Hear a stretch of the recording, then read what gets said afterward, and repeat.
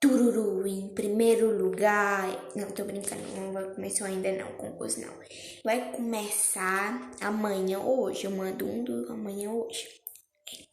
Vocês mandem o link nos comentários desse vídeo, beleza? Tem aqui os que eu achei, ó.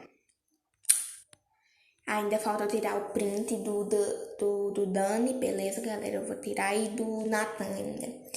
Aí os que vocês fizeram, o da bichinha lá, que eu não lembro o nome do canal dela, desculpa. Que é de uma dragoinha preta com os olhos roxo ou é rosa, não sei. Que eu já tirei a foto desses daqui, ok? Aí eu vou dar do primeiro até o quinto lugar. Eu não vou dar spoiler de qual vai ser o primeiro nem qual vai ser o segundo, beleza? Isso aqui foi só brincadeira, ok? Não significa que ele tá em primeiro ou em último, ou em segundo, terceiro, quarto, mas ele vai tá. Ele vai tá.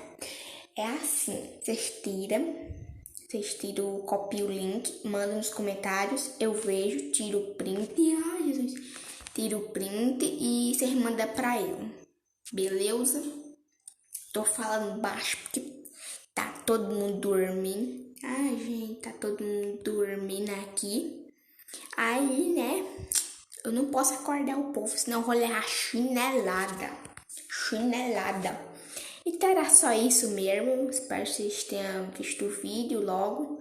Dê o like, pelo amor de Deus, porque esse aqui dá trabalho. Ok? Mesmo sendo que eu tô fazendo é o vídeo, dá trabalho. Corre risco de levar uma chinelada. Vocês têm que dar o like. Tô avisando. Dá o like que vai sair o concurso logo. Você dá o like aí sai o concurso logo, né? É a vida. Vocês dão o like aí sai o concurso logo. Era só isso mesmo, avisando do concurso, porque eu acho que tem gente que ia fazer e tu não fez.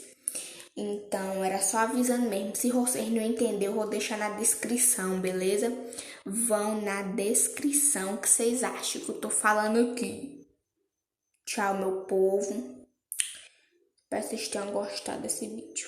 Bye, bye. Goodbye.